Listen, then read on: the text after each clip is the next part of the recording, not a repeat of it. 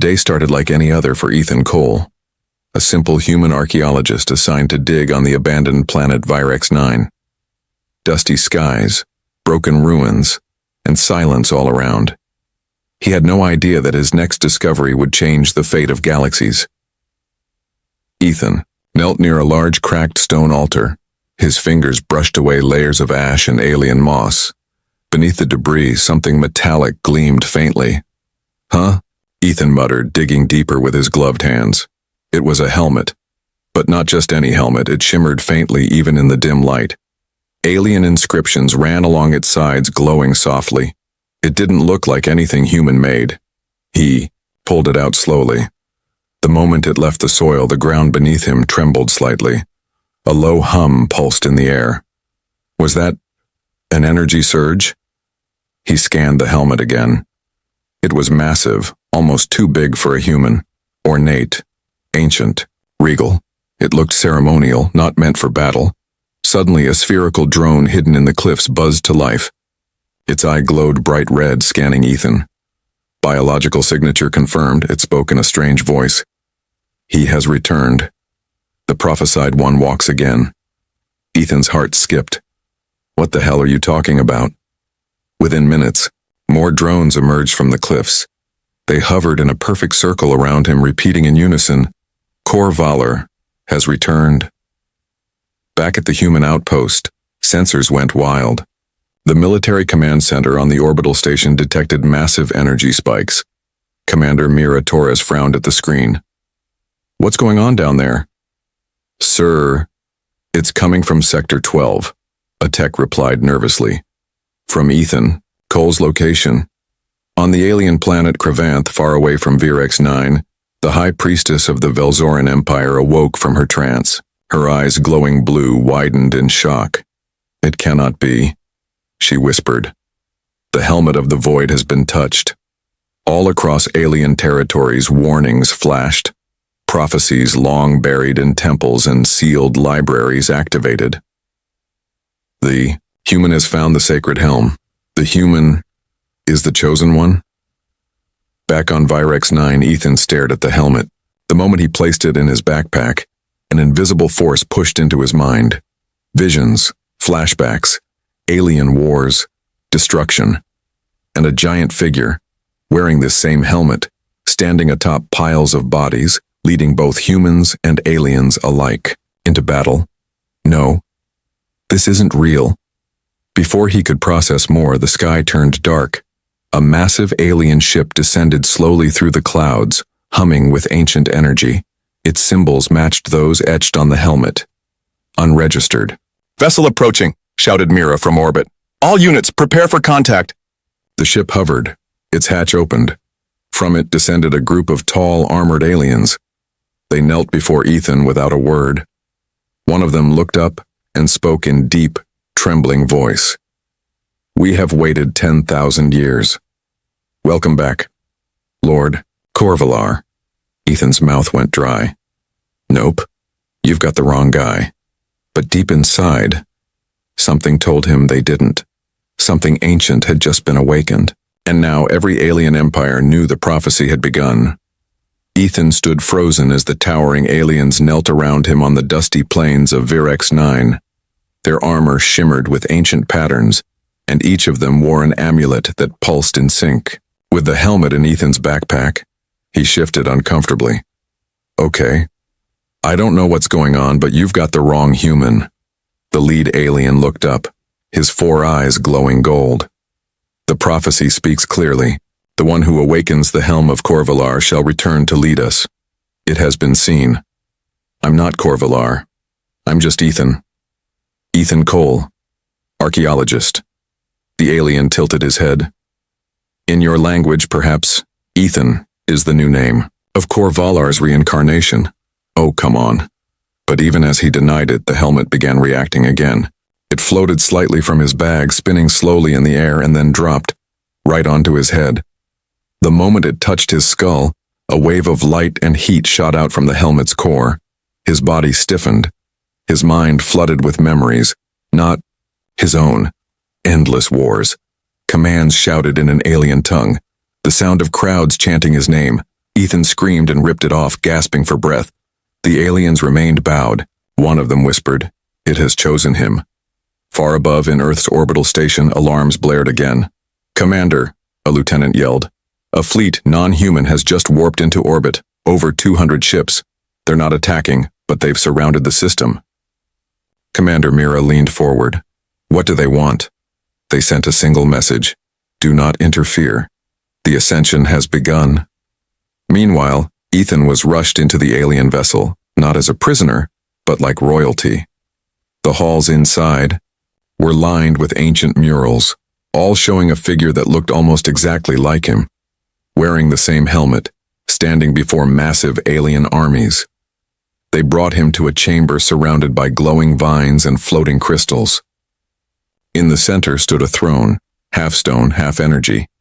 The priestess stepped forward, tall and draped in flowing alien silks. She held out a blade carved from a meteorite and placed it across Ethan's shoulders. "By ancient right, we recognize the return of Corvallar. May the stars bear witness to his rebirth." Ethan mumbled, "Yeah, stars are great, but can someone explain what I'm supposed to do now?" She answered, "You will unify the scattered. You will reignite the fight against the ancient enemy. You are the flame returned." Ethan blinked. The what now? Back on Earth, governments panicked. Human leaders held emergency meetings. The news spread fast. Aliens bow to human archaeologist. Is Ethan Cole the chosen one? Prophecy or prank? Mira Torres tried to contact Ethan directly, but all transmissions were blocked. Her voice echoed in the void. "Ethan, if you can hear this, come home. You don't know what you're getting into." Back aboard the alien ship, Ethan was brought into a massive war room.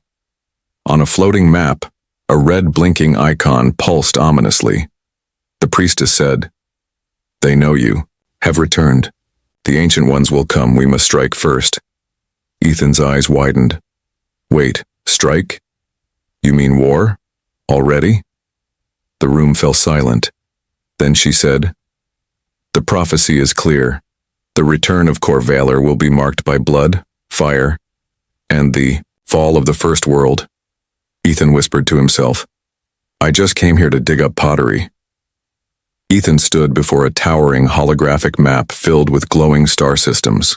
Alien generals surrounded him, their armored forms radiating strength and centuries of battlefield experience.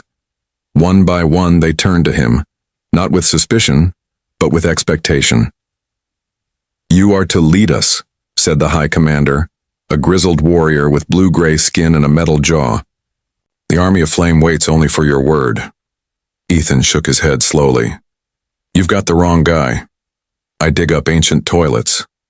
I've never even held a real gun." The priestess stepped forward, her voice calm but firm.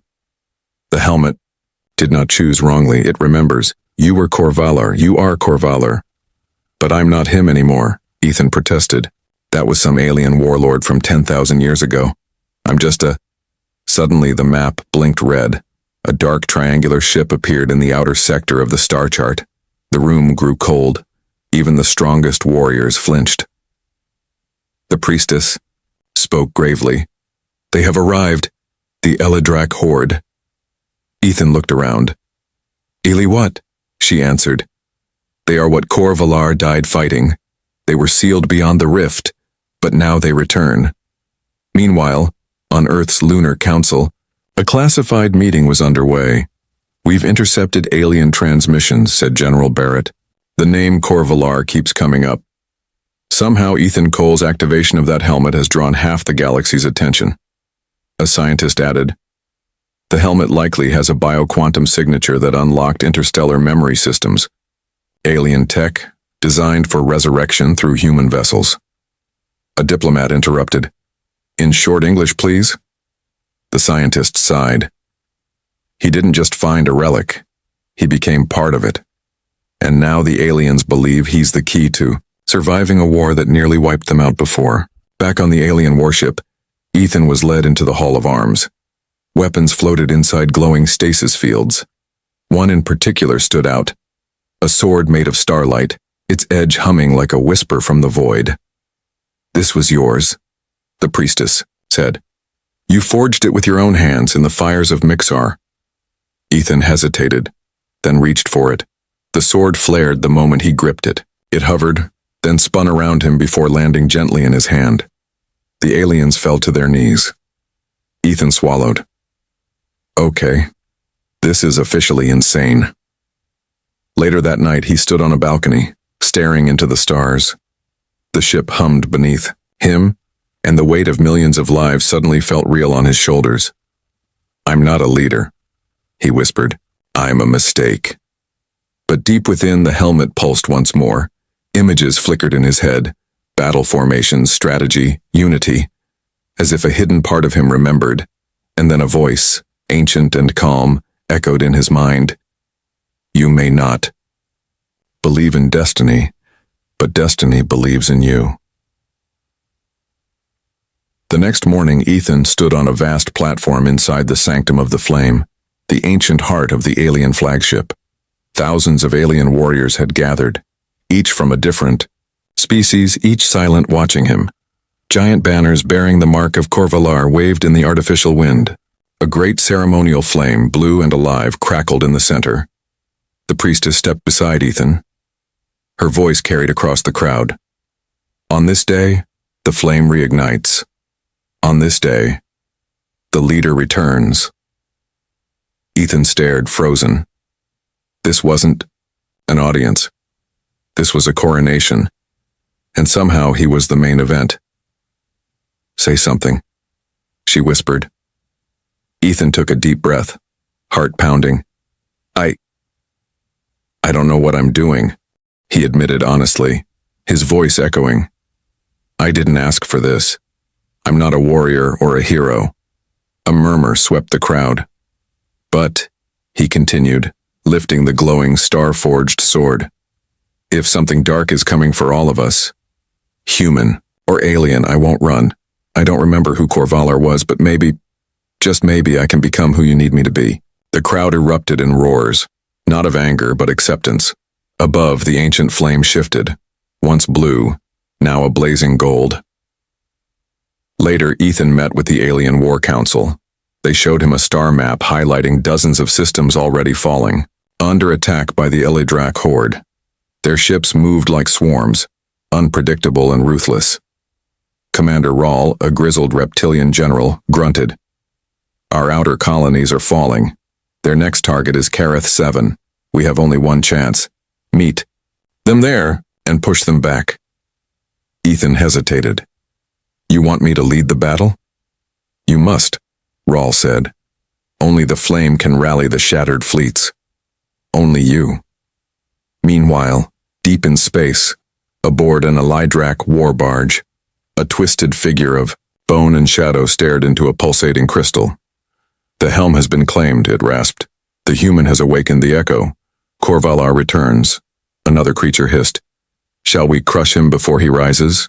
The leader leaned closer to the crystal. No. Let him gather strength. Let him hope. We will burn it all when the fire is brightest. Back on the Flame flagship, Ethan entered a private chamber, his new quarters. He found a small relic left for him, a memory stone. When he touched it, it activated and showed a holographic message. His own face, but older, battle-worn with burning gold eyes. Corvalar himself. If you're seeing this, I failed to destroy them. I died buying time. But you have a second chance. Don't waste it. Become what I could not. Ethan stared at the message until it faded. He didn't know how, but the fire inside him had started to grow. Kareth 7 shimmered like a sapphire jewel floating in the void. A peaceful colony planet with lush forests and crystal-clear oceans. Now under siege. From orbit, Ethan watched through the ship's view screen as black smoke curled into space. Explosions lit up the dark side of the planet. The Elidrak horde had already begun their assault. Commander Rawl stood beside him. Our fleets are in position. They await your signal. Ethan swallowed. His fingers trembled slightly over the command console. This was real war, real lives, and they were looking at him for the next move. The priestess appeared at his other side. "This is the moment," she said softly. "Lead, and they will follow." Ethan closed his eyes and whispered, "All ships, move in. Defend the civilians. Form flame formation Delta 7. The bridge crew jumped into action. Engines roared, shields charged, and thousands of ships surged forward. On the surface of Kareth 7, chaos ruled.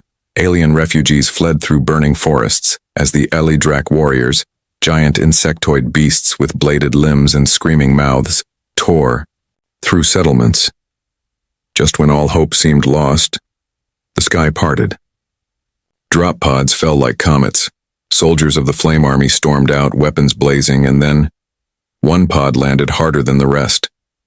It opened slowly. Ethan stepped out. He wasn't wearing normal armor. He wore the Flameborn suit, forged from memory metal, bearing Corvalar's crest with the glowing helmet locked firmly onto his head. Blasters fired around him, but none struck true. His sword spun from his back and hovered beside him, blazing like a torch. One flame soldier shouted, "He walks among us!" Another cried, "Corvalar leads!" Morale surged. Warriors who had been on the verge of retreat turned with fury in their eyes. Ethan led the charge, slashing through Elidrak beasts with speed he didn't know he had. The helmet reacted to every threat, warning him, guiding his movement, like it remembered how to fight even if he didn't. Beside him, Rawl roared like a storm, crushing enemies beneath his shield. The priestess channeled ancient energy, summoning barriers and blasts of light. For hours the battle raged. Then a new shape descended, massive, armored, and hissing. A warlord of the Horde, twice as tall as a man, covered in obsidian plates. It growled, "You are no Corvalar." Ethan raised his sword. "Maybe not, but I'm still going to stop you." The two clashed in the burning ruins of a city. Sparks flew. Each strike cracked the ground. Ethan was thrown, slammed, bloodied, but every time he rose again. And finally, with a defiant scream and one final burst from the helmet, Ethan drove the sword straight into the warlord's core. The beast shrieked and crumbled to ash. Silence followed. Then the Flame Army erupted in cheers. Later on the command ship, Ethan stood bruised and limping, but victorious. Reports came in. The Horde was retreating. Kareth 7 had been saved. And now, all eyes in the galaxy turned toward him. The flame had truly returned. The celebration on Kareth 7 didn't last long. Bodies still lay among the burning wreckage. Entire cities had been reduced to rubble. Survivors cried out for missing loved ones. And in the command tent, Ethan sat alone, hunched over a holographic map littered with red marks, each one a life lost. Commander Rawl entered, dragging his massive battle-scarred frame forward. "You did well," he said gruffly. Ethan didn't look up. "We lost too many." "Better than losing the entire world." Ethan clenched his fists. "Is that the price of leadership? Choosing how many die?" Rawl didn't answer. He just left a data pad on the table. "Reports from the other systems. The Horde is spreading, fast." Elsewhere in the galaxy, the Elidrak were not retreating. They were regrouping. In a dark chamber, a new figure emerged. Slender, armored in living metal, eyes glowing like dying stars. A whisper passed among the Horde. "The Herald of Oblivion walks again." She was faster than any of them, smarter, and her goal was clear. Find the false Corvalar and destroy him. Back aboard the Flame command ship, Ethan was healing. The medtechs had treated his wounds, but the exhaustion stayed deep in his bones. The priestess stood at his bedside. "You did what no one else could." Ethan looked at her. "And how many more battles before I fall like Corvalar did the first time?" "You misunderstand," she replied. "Corvalar didn't fall. He chose to die, to buy time. You have that same fire." Ethan leaned back. "Fire burns, and right now, I feel like ash." In private, Ethan reviewed the vision recordings, captured by the helmet. He saw flashes of Corvalar's final stand. The old warrior had been surrounded, alone, bleeding, but smiling. Before dying, Corvalar looked into the recording and said, "If I return, remind me. It was always worth it." Those words struck deep. Ethan realized something terrifying. He was starting to believe it. Later, a new crisis emerged. A fleet of neutral alien species, once loyal to the flame, had vanished. No distress signal, no remains. Only a message left behind, burned into the surface of a moon. The true flame died long ago. What walks now is a shadow. The council fell into chaos. The priestess turned to Ethan. "They test you. If you fail to rally them, the galaxy will shatter into factions, and the Horde will devour them one by one." Ethan sighed. "So what now?" She answered, "You must prove not just that you're Corvalar reborn, but that you are something more." That night, alone in his chamber, Ethan stared into a mirror. The helmet sat beside him, humming softly.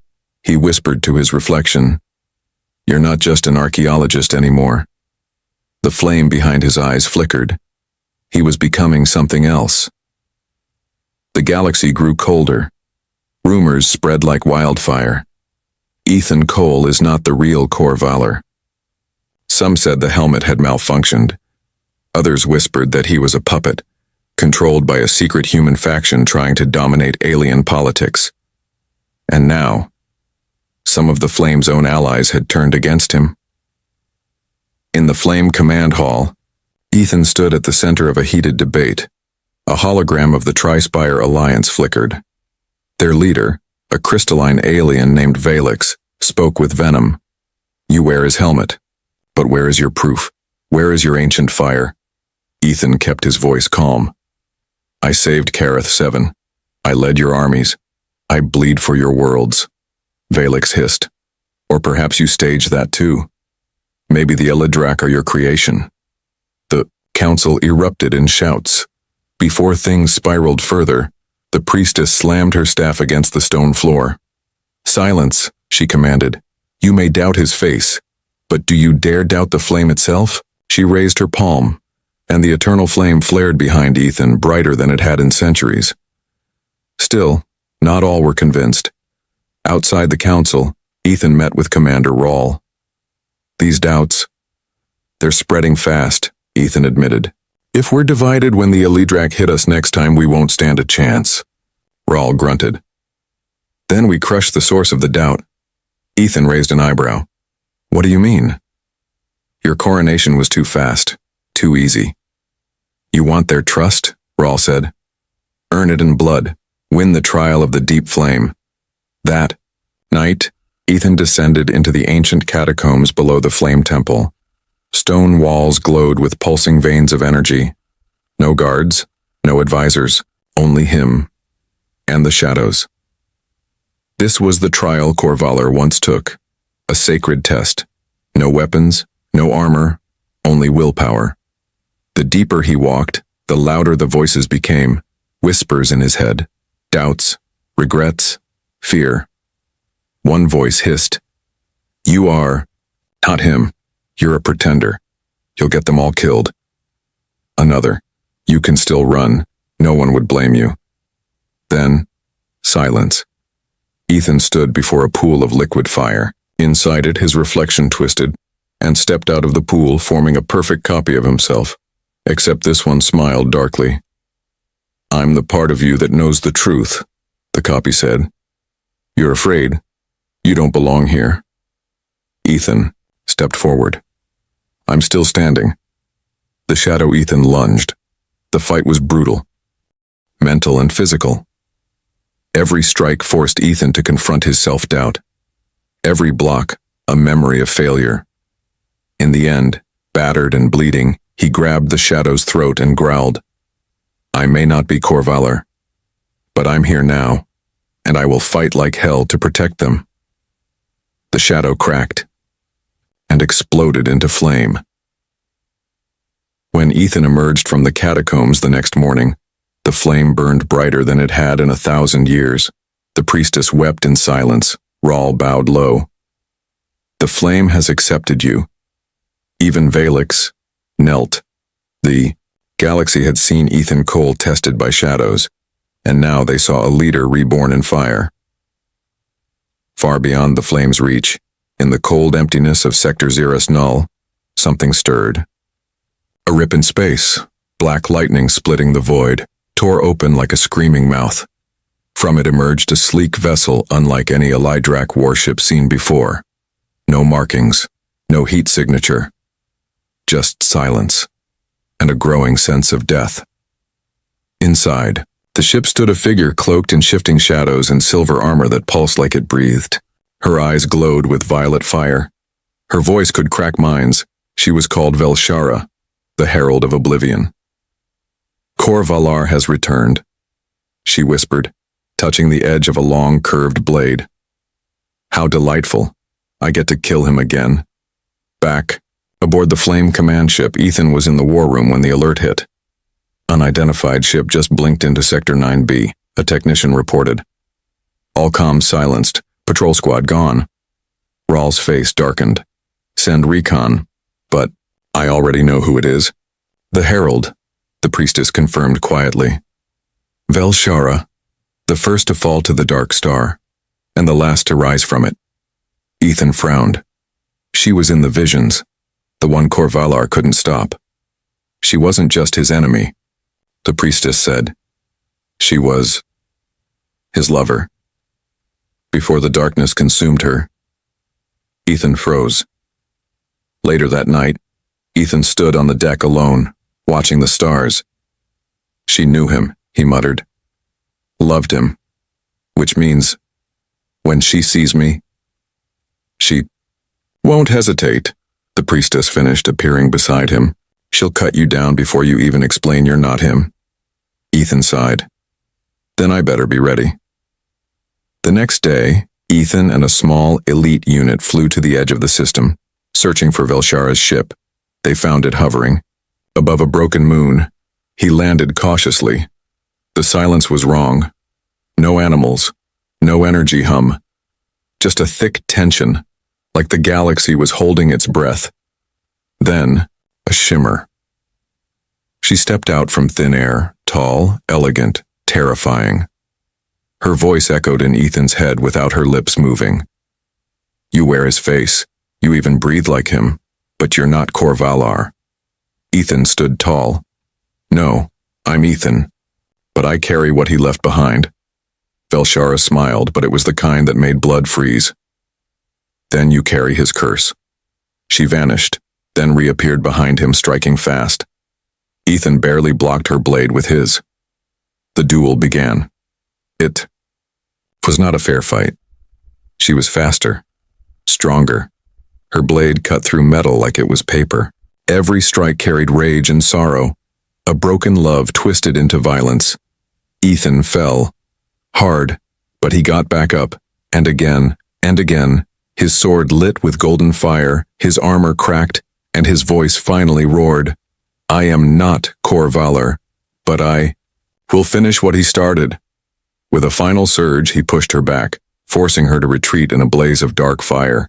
Before she vanished, she hissed, You burn like him, but let's see how long you last in darkness. Ethan collapsed after the fight. But he had survived, and the message was clear. The true war had begun. The duel with Velshara had shaken Ethan to his core. His body still ached, and the helmet's inner systems were struggling to stabilize his vitals. But the worst wounds weren't physical. They were the doubts. You burn like him, she had said, but let's see how long you last in darkness. Ethan had pushed her back, but just barely. And now she had disappeared again into the shadows of space, preparing for something bigger. Back, aboard the Flame command ship, Ethan limped into the council chamber, only to find the mood tense. Half the seats were empty. The Tri-Spire Alliance gone. Commander Rawl slammed his fist on the table. They left during the night, no warning, no messages, just vanished. The priestess's voice was heavy. We feared this. The Herald didn't just come to kill. She came to divide us. Suddenly, an urgent message came through. Emergency broadcast from the Tri-Spire homeworld. Incoming fleet, flame warships attacking civilians. Ethan blinked. What? That's impossible. We gave no such order, Rawl growled. Someone's using your name to start a war. In secret, far below the flame temple, a hidden room, activated. A cloaked figure moved silently through the chamber, placing a false data core into the flame's central archive. He turned to another masked figure and whispered, He is not Korvalar. The longer he rules, the more fragile we become. The other replied coldly, Then the flame must burn itself down, for the galaxy's good. Later, Ethan watched the footage from the Tri-Spire world, flame ships attacking, soldiers in his armor. But the footage was slightly off. He zoomed in. Wait a second. That's not our insignia. That's mirrored. The priestess leaned in. It's a fake. Someone created an entire fake fleet, Ethan said. Why? Rawl answered grimly. To make you a villain. To make the galaxy turn on you. It's Velshara's plan. But someone inside our ranks helped her. In the dead of night, alarms blared across the ship. Critical systems breached. Reactor sabotage detected. Ethan ran to the core chamber and found it under attack. 2 flame officers, his own soldiers, were disabling shields and uploading virus code. They turned to face him, eyes blank, mind controlled. He fought them off, barely. One died by accident. The other, before passing out, whispered, The flame must die with you. The next day, Ethan addressed the remaining flame army in the Great Hall. His voice was firm. There is a traitor among us. Maybe more than one. Someone is trying to make the galaxy fear me, to break what we've built. I won't let that happen. Silence. Then the crowd cheered. Many still believed, but some eyes in the shadows did not. Later, Ethan stood alone with the priestess. I'm losing control, he said.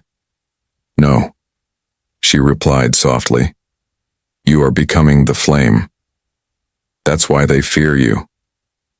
Ethan looked out at the stars and whispered, Then it's time to stop reacting and start hunting. The stars shimmered like cold fire above the last battleground, Elidrak Prime, the dark heart of the Horde. Ethan Cole stood aboard the bridge of the Flameborn Ascendant, now the most feared command vessel in the galaxy. Every allied fleet, from insectoid war clans to crystalline carriers, had gathered for one final push. The galaxy was no longer divided, because one human had made them believe again. In the war chamber, Ethan addressed the flame generals. This is it, he began. No more running, no more shadows. Velshara has tried to break us from within, but today we burn brighter. The priestess stood beside him. The ancient prophecy ends not with destruction, but with choice. Ethan looked at her. Then let's choose victory. The battle for Elidrak Prime began with fire. Flame fighters swarmed through twisted defenses. Plasma torpedoes exploded across black sky. Ethan led from the front, his sword glowing with golden light, his armor now fully synced with the helmet of Korvalar. But in the heart of the Elidrak fortress, she waited. Velshara. Kitir entered alone. The chamber was a dark cathedral of bones and energy veins. At the far end she stood, calm, beautiful, deadly.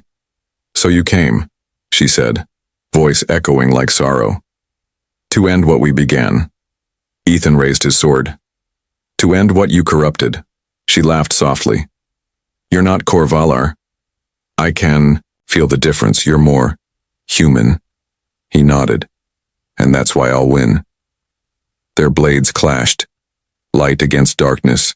Memory against madness. The duel raged across walls, platforms, skywalks. Sparks lit the chamber like a storm. She struck deep, wounding him, but he countered harder. Finally, she staggered, one knee on the ground.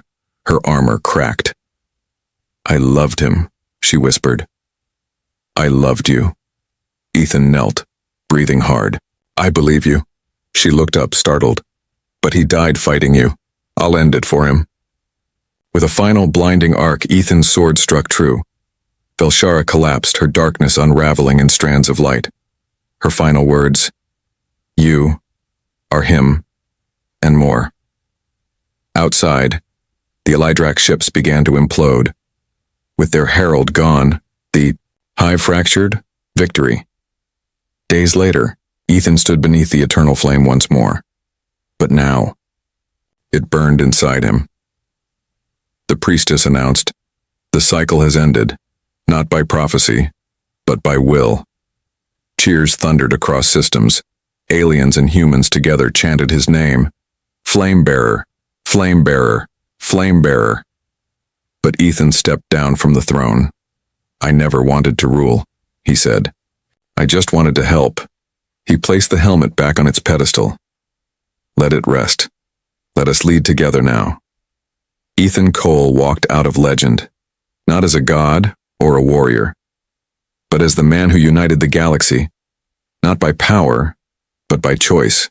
And so the story of the human who unearthed a helmet became the story of a galaxy reborn in flame.